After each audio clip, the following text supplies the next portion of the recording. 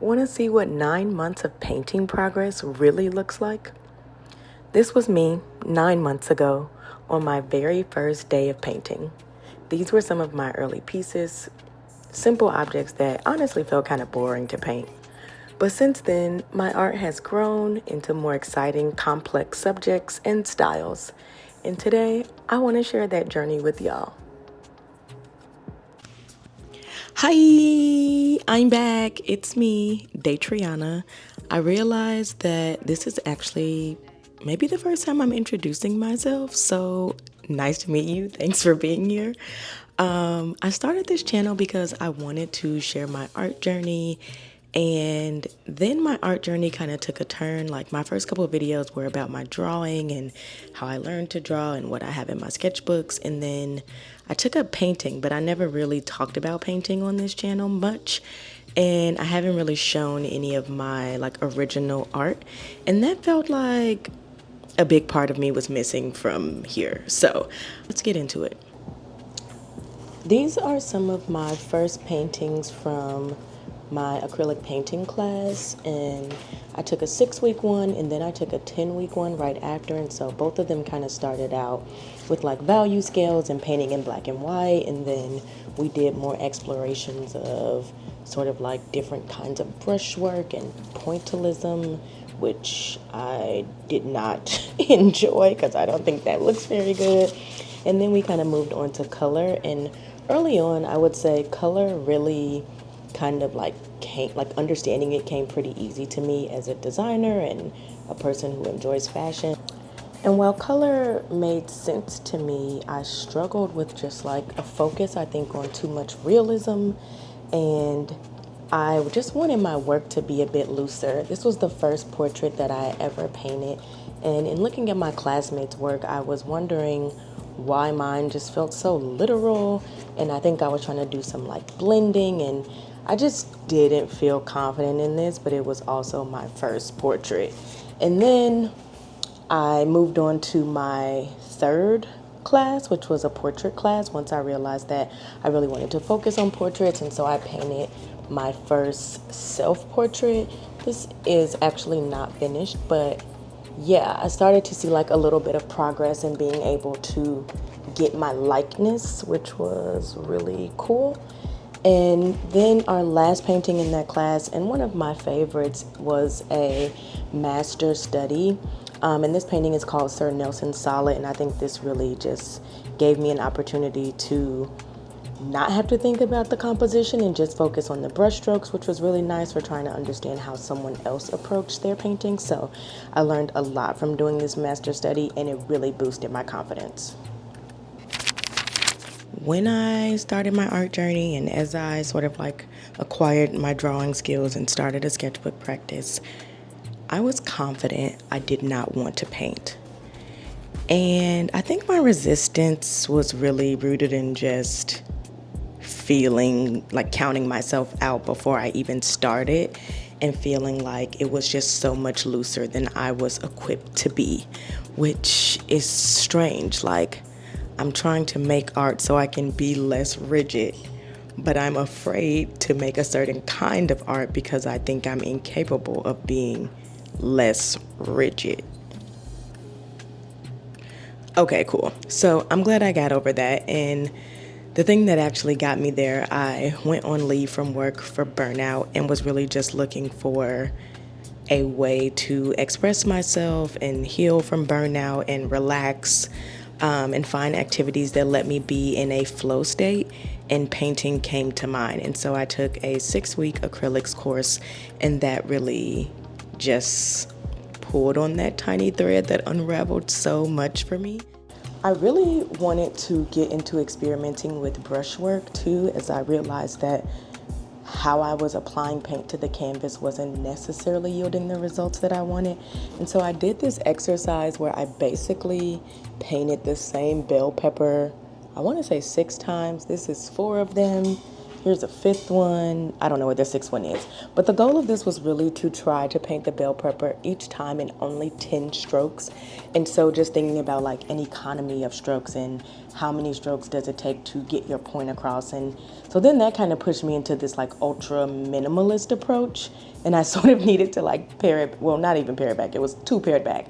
I needed to find a happy medium between such like broad strokes, which is really nice, I think, for just like underpainting and getting those bigger values down, but then figuring out how I kind of break that up to add more detail.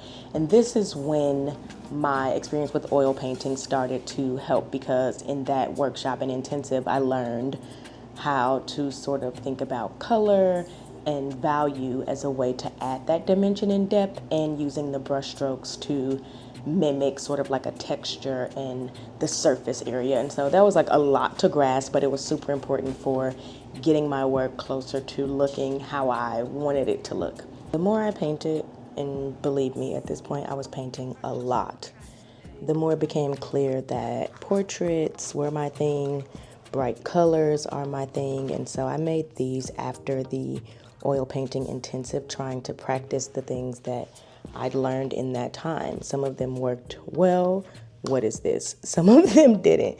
I think this was my second portrait after that class, and I didn't even finish because I just felt so lost. And I'm just very glad that I continued to push through and really got to figure out that capturing people's essence and documenting smiles that are so big that they make you smile, those are the things that lit me up. And seeing Black joy and Black culture reflected at me when I sat down at my easel really moved me. And that sort of led to an idea for a series called Good Taste, which is really focused on Black aesthetics and expression, and a nod to the subjectiveness of art and design, which is something that has kind of plagued me my entire design career. And my art finally felt like a place where I could come and not have to worry about other people's taste, but really focus on my taste and believing that it's good taste. It's actually great taste, but I thought Good Taste was a cool name and keeps a little bit of humility in there. On the heels of my oils intensive, I kept painting in acrylics at home and continued to go back and forth between oil and acrylic, but I really doubled down on the subjects that I love, and I started to see my work evolve. So some paintings I would start with the sketch or grid, others without, really trying to figure out like what my approach is and how to loosen up my work and just really rely on the paint. And I quickly found myself drawn to bright colors and capturing the range of color that exists within Blackness. And that was really fun. This really upset me because I was like, what mistake did I make? I don't know. But I kept going, and I'm glad that I did, because then I grew to paint this piece and really loved it. And then this is still, like, to this day, one of my favorite pieces that I've ever painted. I did not use a sketch on this, and I feel like that looseness that I took to approach the underpainting really helped create the volume in his face. And so this is something I feel like I keep coming back to, is like, can I replicate this style? And I think I can. I think I have, or I'm doing it. I'm working on it. And these two portraits really set the foundation for me to want to explore a more like neon portrait, and something using colors that were less akin to like skin tones. And I don't love how this one turned out, but I do think early on it was getting at where I wanted my work to go, and that was really exciting for me. So all those mini portraits kind of paved the way for me to try to be even more experimental. And I had some paper on hand that I'm like, oh, I should do some low pressure portraits on this paper. And so I started with this one that I call Kango Girl. And this painting threw me for a loop. One thing I learned, I don't like painting on paper. Paper just absorbs paint so much differently than canvas. And I was not prepared for the difference in how the mediums would work. So that was like a major lesson for me, but I also am kind of obsessed with how she came out. And painting is really about the journey, and this both of these kind of reminded me that the journey is never going how you thought it was going to go. Nevertheless, we can arrive at some place that we like. And that was the case for both of these. Like, I don't know. You can kind of see like probably some of the texture, but yeah, that really forced me, I think, to kind of loosen up and give up some control over how the paper was holding the paint, which was also necessary for me kind of loosening up my style and sort of getting at the broad stroke of what I wanted to capture as opposed to being so literal, which is something that I'm looking for in my work continuously. And so it's like funny that I keep coming back to the fact that when I'm like, I want to loosen up, and then it's like, right, but you keep doing things to be rigid, or when you get to something that forces you to be looser, you're upset about it. Whatever, that's for me to work out in therapy. Nevertheless, I do like how they turned out. I think there is a looseness to them that I just wouldn't have anticipated. And as much as the paper like pained me, it's something that I think like I'll probably come back to it because it forces me to be loose, even though it kind of pisses me. I have a question. Can you see the resemblance? This was my second self-portrait, and I had some cardboard left over from my canvas pad, and so I was like, oh, I've never painted on cardboard, and people are always talking about how you can paint on anything. So I'm like, okay, I can have yet another surface that I don't have to be precious about. It's just cardboard. Yeah, well, clearly I didn't learn my lesson from the paper paintings because this was also a mind bleed, but I feel okay about how it turned out. I think my face proportions are a little bit weird, and also the thing about self-portraits is, will you ever like them because you know your face best? You live with it every day, and so it's like, oh, this could have been more, that could have been, yeah. But I was proud of myself for trying to use the cardboard and for just trying to make the most of it and have fun with it. And after working in acrylics for months, I was curious about oils, and so I saw a piece in a museum in Toronto that lives in my head rent-free. I'll post it here. And the butteriness and like smooth finish that oil has, especially when you varnish, was something that I was like, I need that in my work. And so that's what led me to travel to New York, taking into like 2-day intensive. It was just like a weekend with an artist that I really like, and learning about sort of brushwork and color palettes and using different colors to add like visual harmony and interest. And yeah, you can learn more about that in this video as well. But yeah, 2 days of that made me realize that I prefer oils, but I just felt like oils dry so much slower than acrylics, and having them in my house when I'm used to working with acrylics and like resting my arm on a dry canvas or something like that, I don't think I wanted to make those kind of mistakes at home. And so it felt necessary to kind of get a studio space in order to do that. And so yeah, more on that part later as well. But I continued to work in acrylics at home, and then I signed up for an oil painting course so that I could spend more time with the medium, have someone I could ask my questions as I like ramped up, and then ideally sort of take those skills and knowledge and bring it into my practice. This is the most recent painting that I've done at home. It's acrylic on canvas, and in my oils class we were doing an activity where you would find an artist that you like and try to paint something in their style. And so I wanted to do one in oil and in acrylic so that I could practice the style at home with the paints that I use more regularly, and then in class I would practice the oil painting in the artist style. And so I'll show the artist whose work I was trying to emulate, and also the oil version of my attempt at his style.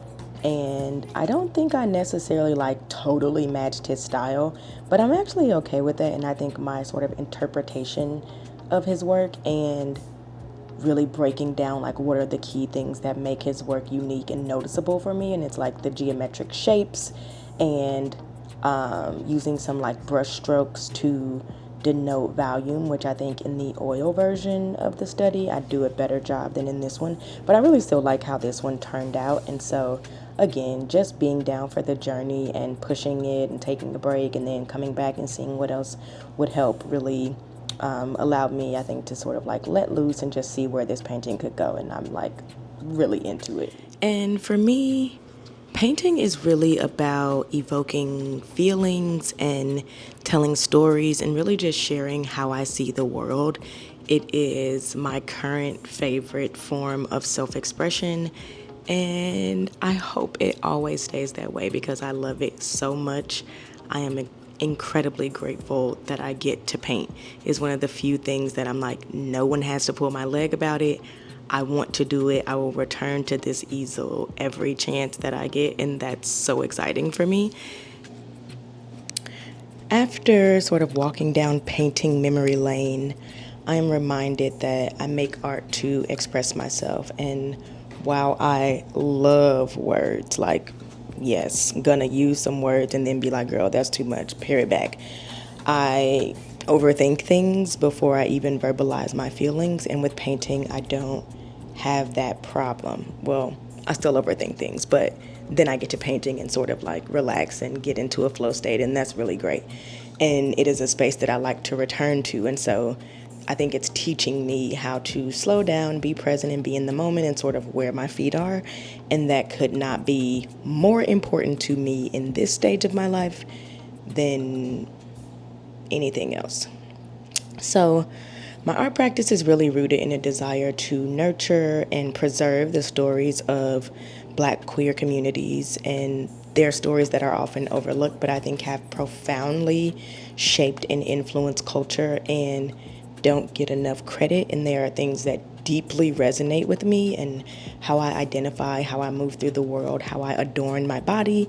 And I think, like, as a former product designer, I spent over 10 years working to like make digital spaces safe and accessible and effective for all kinds of people. And now I look at my art as a much more personal and intimate way of making that same space for the communities and folks who matter to me, who, you know, might not see themselves represented as often as they'd like to or as they need to heal and feel comfortable in who they are. And my art helps me take up space and represent the things that are important to me and express myself in a way that other mediums just have not. And so I'm just over the moon about the progress that I've made and the journey that I've been on and what painting has come to mean to me. I got laid off in February, and without painting and art in general, I don't know how I would have survived the past like 6 or 7 months.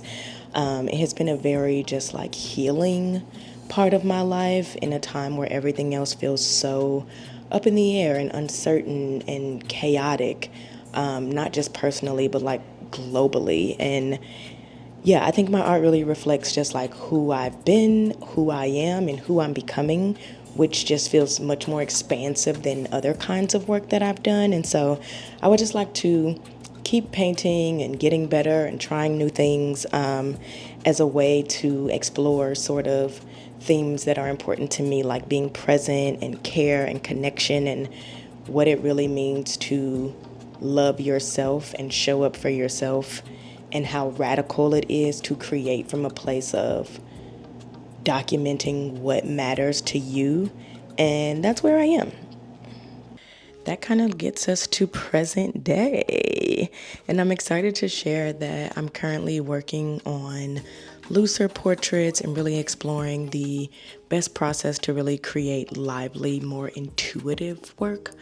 I just don't want everything to be so literal. I don't want to be so rooted in realism. And I know I just need to keep practicing and kind of undoing my desire to sort of like check boxes of what it means to be a painter and having my work look like someone else's work or the master's work or any of that. Like, that really has no place in my practice, but I know my inclination is to be doing what is the right thing and the thing you're supposed to do. And so I just need to keep breaking that down by continuing to paint more loosely and lively. And one big thing that I'm excited to share is that I signed a lease for a studio space, which by the time you're seeing this, I will probably already have access to. But having a studio will really allow me to work at a larger scale and start to plan more from like a perspective of bodies of work rather than kind of one-off paintings, and really explore themes that are sacred to me.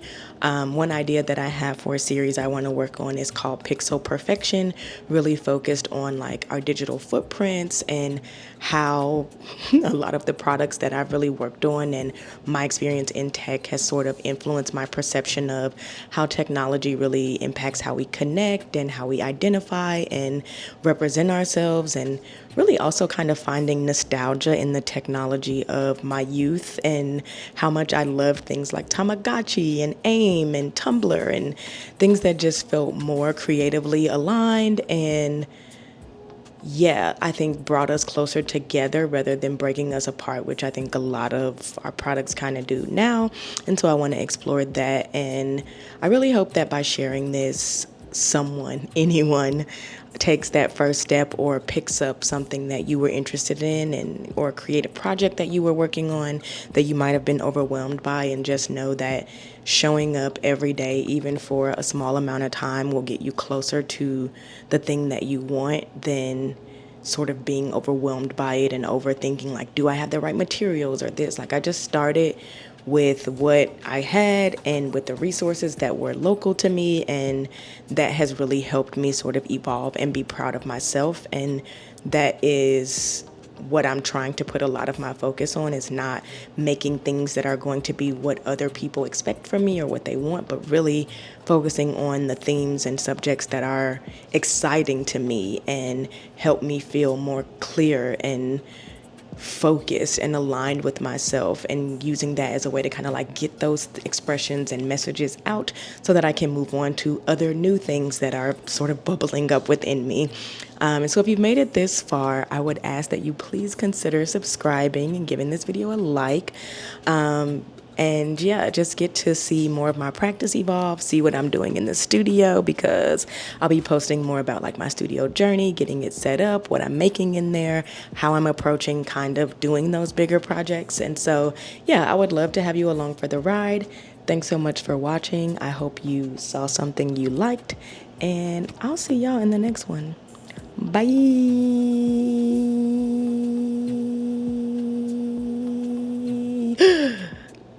That's word to the old Nicki fan. Holla.